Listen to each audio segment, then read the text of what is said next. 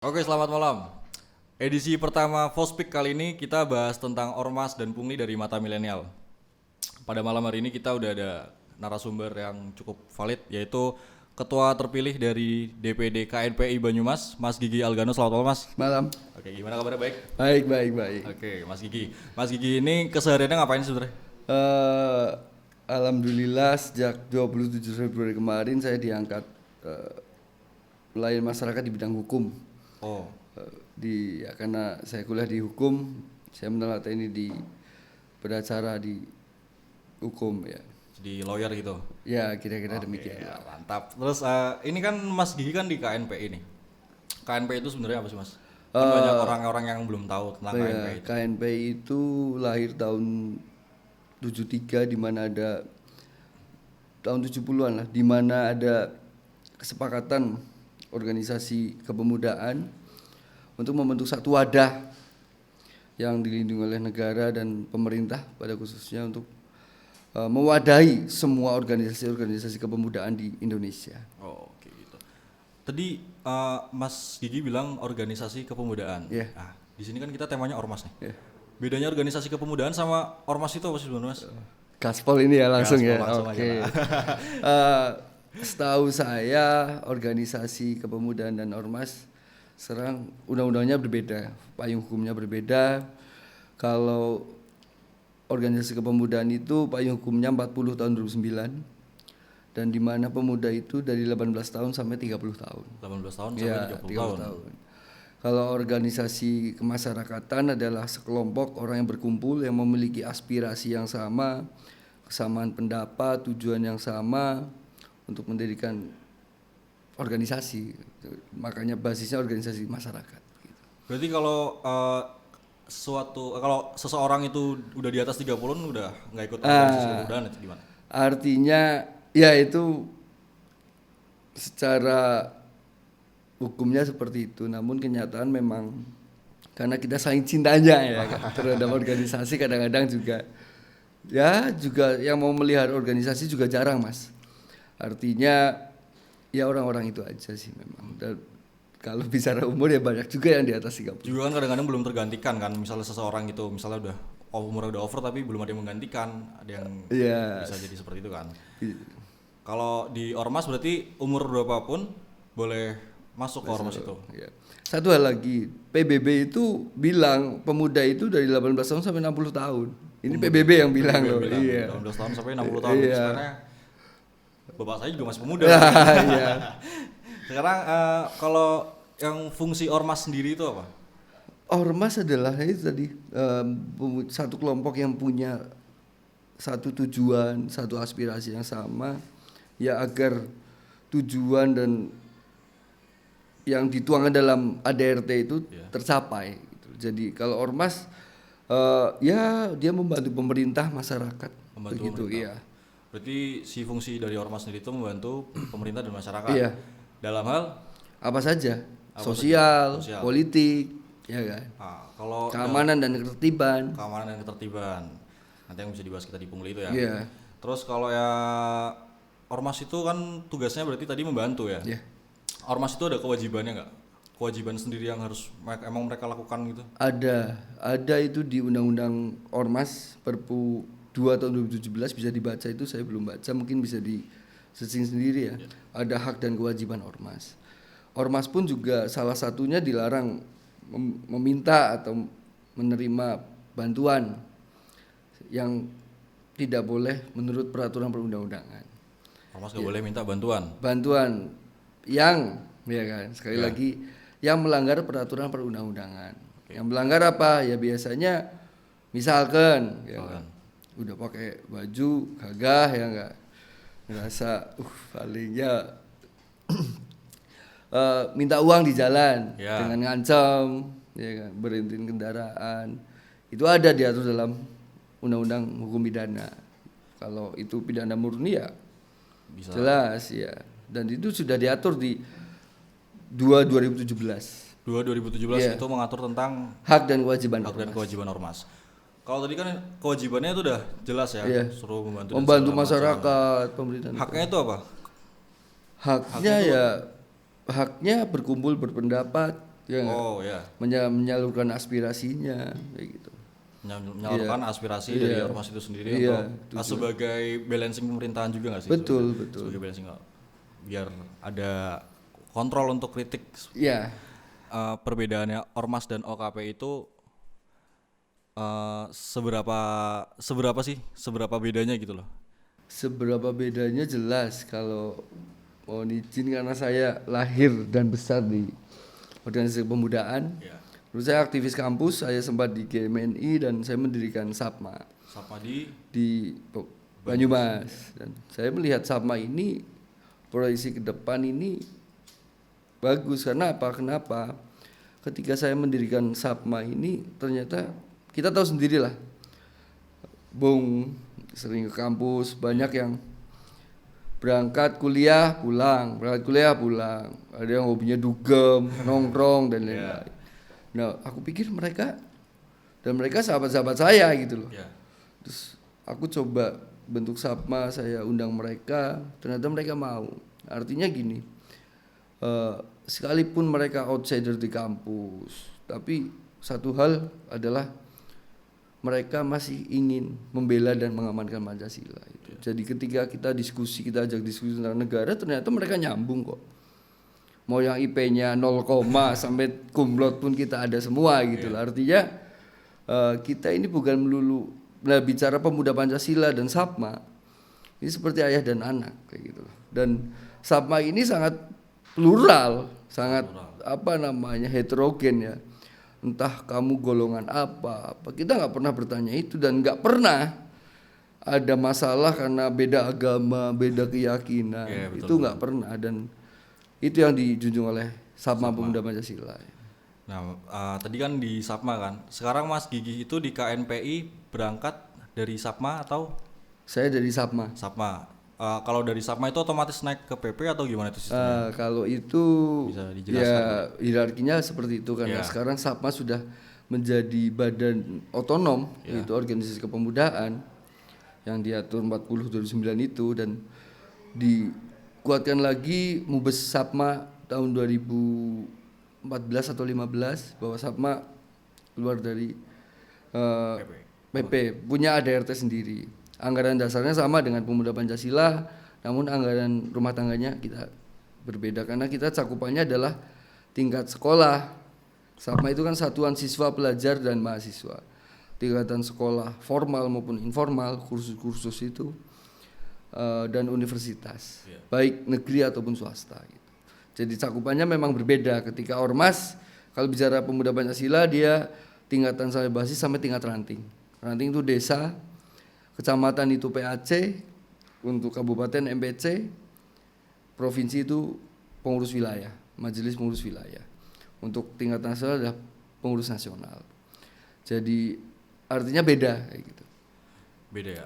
Iya. Nah terus kalau di KNPI sama SAPMA dan PP itu bedanya apa? Mas Gigi perannya di sini tuh? Karena kemarin alhamdulillah puji syukur kepada Tuhan ya. Jadi perjalanan KNPI ini bukan makanan yang baru bagi saya karena sejak 2014-13 itu saya masuk di KNPI dan setiap acara KNPI saya selalu di dalam. Walaupun ada atau tidaknya KNPI pada saat itu, eksis atau tidaknya KNPI pada saat itu, saya terus nguri-nguri itu bahasa Jawa ya, memelihara lah, memelihara KNPI sebagai wadah. Iya.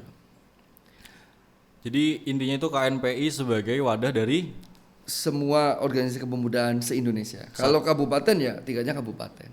Oh berarti KNPI di sini tuh membawahi atau mewadahi ini berarti?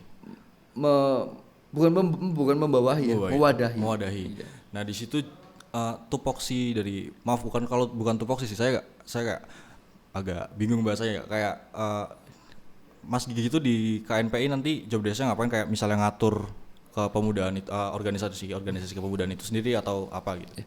Kalau disebut ngatur saya garis bawahi bahwa KNPI itu bukan tugasnya untuk ngatur-ngatur, tapi justru mengembangkan potensi masing-masing OKP yang ada. Jadi ketika OKP itu sudah punya pemberdayaan, pengembangan, kita kolaborasikan juga dengan program-program pemerintah atau swasta. Jadi ini loh ternyata misalkan salah satu contoh Sapma atau HMI ya kan mereka sudah punya proyek sendiri, sudah punya pengembangan kader. Kita kolaborasikan dengan pihak-pihak yang terkait seperti pemerintah atau swasta. Nah, jadi kan lagi ramai nih, lagi di beberapa hari lalu tuh ada viral. Viral itu ada ormas minta jatah THR ke pelaku usaha. Itu kan sebenarnya saya kan sebagai orang awam, bukan orang organisasi atau orang ikut-ikut organisasi gitulah. Pokoknya jadi menurut saya itu emang udah hal yang wajar kalau ormas atau individu atau oknum itulah pokoknya minta THR untuk pelaku usaha. Itu tanggapan Mas Gigi gimana sih? Dari segi Mas Gigi dulu aja lah. Kita lihat dulu apakah perbuatan yang kemarin yang viral ya. Iya. Itu ada perbuatan pidana atau tidak. Iya. Satu itu, kedua ya kita akui lah nggak semua ormas itu disenangi oleh masyarakat. Betul. Like dan dislike itu ya kita maklumi. Ya itu wajar. Dan kalau saya simpel, kalau Pancasilais ya memang tidak meminta juga, meminta tanpa dasar ya, kecuali take and give, kita kerja gitu kan. Tapi juga nggak memberi juga bukan Pancasilais juga gitu. Aku kira gitu, simpel. Gitu. Seenggaknya walaupun kita nggak bisa memberi, kita netral aja. Betul. Kita ya. netral. Artinya yang sekarang ada kan ya namanya media sosial, media, terus namanya masing-masing manusia punya pikiran dan hati yang berbeda-beda. Saya kira dan di masa pandemi Covid ini ya menurut saya ya mohon kepada masyarakat untuk dimaafkan. Dimaafkan karena ya apapun semua pasti sulit, dalam keadaan sulit semua. Tadi Mas Gigi itu bilang take and give dan kerja ya. Nah, maksudnya take and give dan kerja itu gimana? Beda antara pungli dan kita kerja ya. Kalau kita kerja take and give, si pemberi kerja juga dapat manfaat ketika kita kerja. Bentuknya? Ya kita misalkan jasa lah yang kita bisa jual, misalkan bukan kita bisa jual ya, karena kalau ormas kebanyakan ya keterampilannya apa, nah gitu loh, keterampilannya apa. Makanya dengan adanya ormas OKP itu pengembangan potensi sebetulnya. Mereka punya keterampilan apa? Dirangkul, yaudah. Misalkan dia di bidang teknik, insinyur, ya kasih kerjaan kan gitu. Jadi kita di sini bikin pengandaian aja. Misal salah satu anggota ormas yang biasanya membantu masyarakat di daerah pelaku usaha itu. Dan katakanlah dia waktu dekat-dekat Lebaran ini dia minta THR. Dia waktu minta itu memakai seragam ataupun tidak pakai seragam ya. Apakah itu bisa dikatakan sebagai pungli? Ya sekali lagi saya nggak lihat proposalnya ya, karena juga bukan ranah saya untuk menilai atau memberi sanksi kepada. Yang jelas gini, ketika itu ada kop surat, ada yang lain-lain itu. Apakah terorganisir? Makanya perlu ada klarifikasi. Kalau dilakukan sendiri berarti itu oknum. Iya, kalau dilakukan sendiri itu oknum. Tapi kalau itu ada tanda tangan, kop surat dan lain-lain, ya kita klarifikasi. Dan apakah juga isinya itu memaksa? Ya enggak. Kalau di KUHP itu kan 269 ya, ada aturan yang ngancam, minta uang, menguntungkan diri sendiri atau orang lain dengan ngancam itu nggak boleh. Iya benar. Di undang-undang ormas juga nggak boleh. Nggak boleh, emang ormas tidak membolehkan. Iya.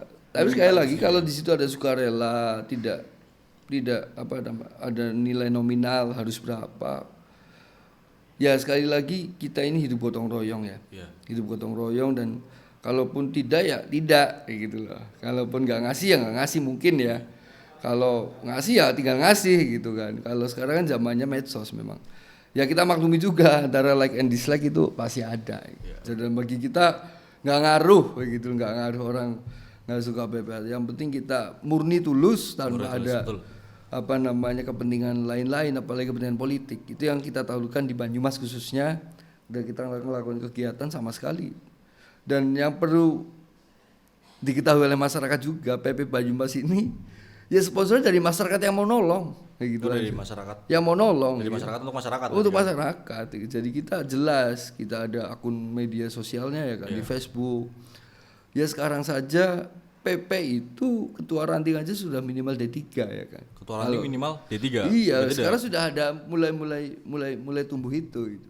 Ketua PAC sarjana. Walaupun tidak ada dalam aturan, semua orang boleh, tapi lambat laun kita bergeser gitu loh. Jadi yang dulu adalah otot dulu ya. Iya. Ini otak dulu. Otak dulu. Otak dulu, omong ya. Iya.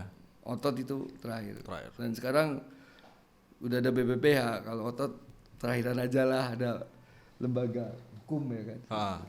Oh berarti itu salah satu cara untuk memperbaiki dari internalnya sendiri.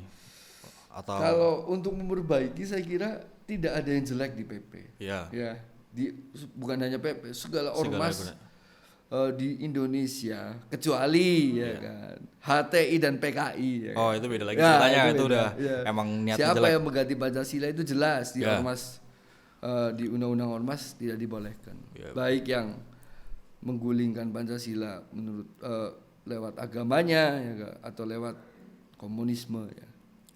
Jadi satu hal, semua ormas di Indonesia, Ya. khususnya di Banyumas tidak ada yang ADART-nya itu melanggar Hukum. peraturan perundang-undangan. Saya kira tidak ada. Jadi intinya semua ormas itu dibangun memang untuk kebaikan. Jadi ormas itu kayak pohon ya enggak? Iya. Pohon itu berbuah. Buahnya ini ada yang enak, Ya. ada yang asam, ada yang pahit, Ya. ada yang busuk. Ya. Ya ini pohon ya gitu. Jadi itu kembali ke manusianya kembali. Tapi kalau semua organisasi kayak di NU, di Banser, di Muhammadiyah, di Kokam ada pelatihan Ya. kader-kadernya. Jadi, pelatihan kader ini untuk apa? Untuk satu, pengenalan organisasi. Ya. Kedua, dia sudah jadi kader, berarti mengamalkan organisasinya. Jadi tidak ada ormas yang tujuannya itu untuk menghasut negara atau apa. Kalau ada ya kita sama-sama lah, itu Iya. diatur juga di undang-undang kan. Udah ada aturannya sendiri emang ya.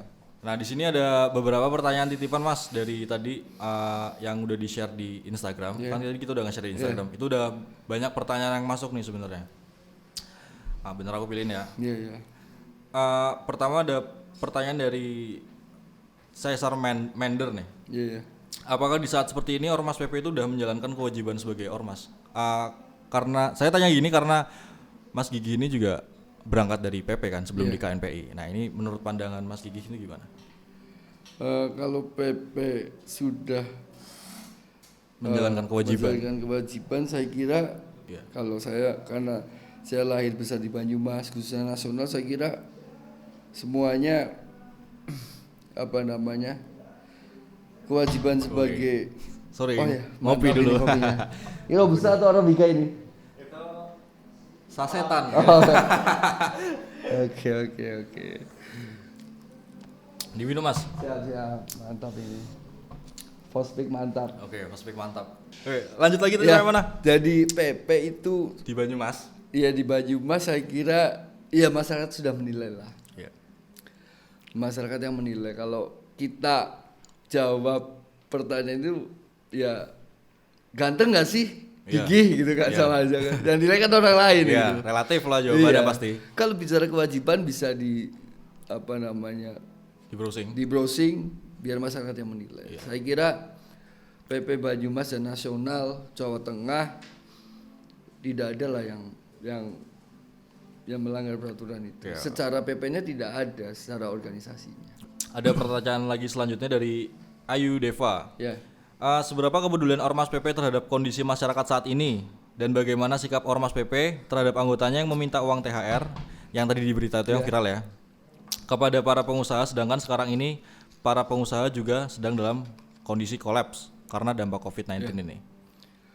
Pertanyaan pertama itu Seberapa kepedulian Ormas PP terhadap kondisi masyarakat saat ini ya? kita lihat kembali kalau PP Banyumas kata saya ikuti terus pandemi COVID ini kita langsung turun. Langsung turun Langsung dalam turun pandemi COVID. bagi masker Bagi dari sejak masker. awal. Iya, tadi- Iya, bisa ya. tadi di jalan ada bagi-bagi Iya, masker, bahkan Bang. tadi pun saya ini belum ganti baju karena Oh tadi ikut bagi-bagi ikut, masker berarti? iya, Oh, oke. ikut. Jadi bagi sembako juga gitu. Tapi aku pikir kita ngomong kebaikan kita, Ya percuma kalau ngomong baik. iya percuma juga kalau orang itu nggak suka. Iya. Karena kita niatnya tulus. Jadi toh kita beri bukan untuk dinilai gitu loh. Kita memberi untuk Karena tulus. benar-benar tulus gitu. Kita memberi itu tulus ya. Jadi kalau PP bantu apa secara nasional, PP adalah merupakan gugus tugas Covid juga. Itu satu. Gugus tugas Iya, Covid juga. Iya. Artinya secara eksternal ya. Iya, ya. Ya, kita sering bantu sembako. Mungkin bisa dilihat tuh di Facebook atau di mana PP bantu. Iya. Dan Sebagai report ke masyarakat sebenarnya kan. report ke masyarakat. Terlepas masyarakat mau menilai baik dan buruk ya silakan gitu. Yang jelas kita nggak butuh penilaian baik dan buruk karena kita murni tulus. Murni tulus. Iya, murni tulus. Terus yang tadi lanjutannya masih dari Ayu Devi nih, bagaimana sikap Ormas PPI terhadap anggotanya yang meminta uang THR kepada para pengusaha sedangkan sekarang ini kan lagi masa Covid-19 gini. Pertanyaannya mungkin nggak cocok ya bagi saya karena saya bukan ketua, tapi di ADRT jelas. Jelas. Tadi kayak yang Di udah Undang-Undang dijelasin Ormas itu jelas. Bahkan yang di mana itu kemarin pun juga sudah diberi sanksi. Gitu. Oh, udah diberi sanksi. Iya. Kalau boleh tahu itu sanksinya apa? Kalau sanksi di ADRT sih itu pemecatan ya. Pemecatan sebagai anggota. Iya anggota. Cuma kan ya kita kembali ke manusianya, kita klarifikasi bahwasanya kita ini manusia yang sama di mata hukum, kayak gitu loh. Jadi nggak ada mau mengatasnamakan ormas apapun di mata hukum itu sama. Sama ya. Jadi selama misalnya si seseorang itu nggak melanggar hukum, ya sanksinya ya sanksi administratif dari organisasi itu sendiri ya. Pemecatan ya. Iya. Berarti udah terjawab ini yang dari Ayu Devi ya. Terus ada ini lagi yang tanya dari Nanda tanya ya, hanya 3. Izin bertanya Ketua Gigi dan Ketua ADN. Kita mengetahui bahwa Ormas Pemuda Pancasila itu patuh akan hukum yang berlaku. Bila ada anggota-anggota yang melenceng secara hukum seperti yang sedang viral di dunia mana ya, yang kayak tadi itu, apakah akan terkena sanksi secara hukum maupun organisasi? Dan sanksi apa yang akan diberikan terhadap oknum-oknum seperti itu? Yang sekarang muncul fenomena masyarakat terhadap siapapun yang melakukan perbuatan hukum, dianggap melakukan perbuatan hukum dan itu diekspos di media sosial. Kita itu justifikasi. Semua masyarakat menganggap pinter. Wah, dia salah. Ya, social justice warrior. Itu namanya trial by press. Ya. Sedangkan kita adalah negara hukum. Ya tinggal dibuktikan di proses hukum. Ya. Kayak gitu loh. Apa dia terbukti atau tidak? Bukan justifikasi masyarakat, trial by press. Kayak gitu. Karena motivasi orang ketika melakukan perbuatan hukum, apakah ada niat jahat? Itu satu. Benar ya. Motivasinya apa? Apakah karena dia lapar? Betul. Itu. Di mana peran tetangga? Nah, Gitu kan? iya ini saya bukan hanya masalah hanya yang di Bekasi saja ya. Tapi siapapun yang menganggap wah itu salah tuh, maling salah tuh, gebukin. Itu agent rating, itu nggak bisa juga main hakim sendiri. Maksud saya mungkin ini media yang bagus nih, terima kasih ke Fospik bahwasanya saya garis bawahi, saya mewakili ya karena saya lahir di Sabma Pemuda Pancasila dan saya di KNPI bahwasanya ini sarana yang tepat. Saya terima kasih sekali ke Fospik bahwasanya Pemuda Pancasila itu tidak anti kritik, gitu loh. Tidak anti kritik dan masyarakat sudah paham ya di media sosial di mana. Jadi aku pikir terima kasih lah ke Fospik dengan acara ini. Kedepannya dia bisa diskusi yang asik-asik juga gitu. Dan ya ketika sanksi itu apa ya? Aku pikir sudah bisa dijawab di Undang-Undang Perpu 2 tahun 2017. Tadi udah udah jelas. Bisa di-browsing udah bisa di-browsing. Nah, kalau mau penasaran banget dia orang luar terus ngritisi organisasi. Masuk dulu ke organisasi biar tahu, biar kenal, biar sayang. Biar tahu internalnya gimana. Iya, biar makanya kalau ada ini kan tak kenal maka tak sayang. Betul. Ya. Betul. Saya juga nerima pertanyaan di Instagram saya sendiri kan. Tadi saya nge-share juga.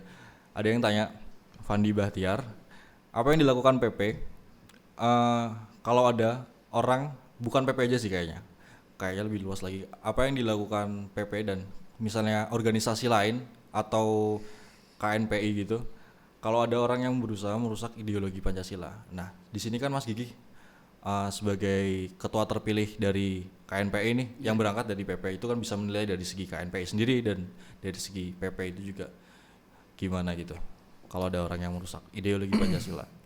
Jelas itu diatur di peraturan perundang-undangan kan, Perpu 2 tahun 2017. Iya.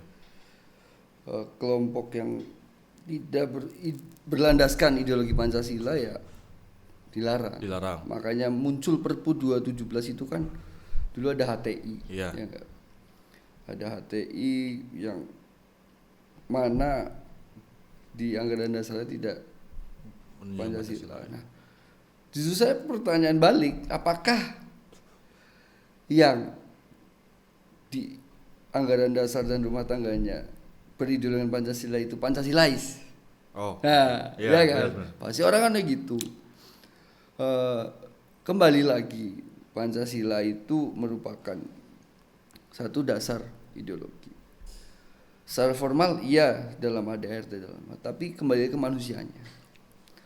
Memanusiakan manusia itu Pancasilais. Ya, itu yang nomor satu sih. Itu nomor harus satu. untuk organisasi masyarakat. Ketika, karena untuk masyarakat iya, juga. misalkan ada ormas minta, Iya.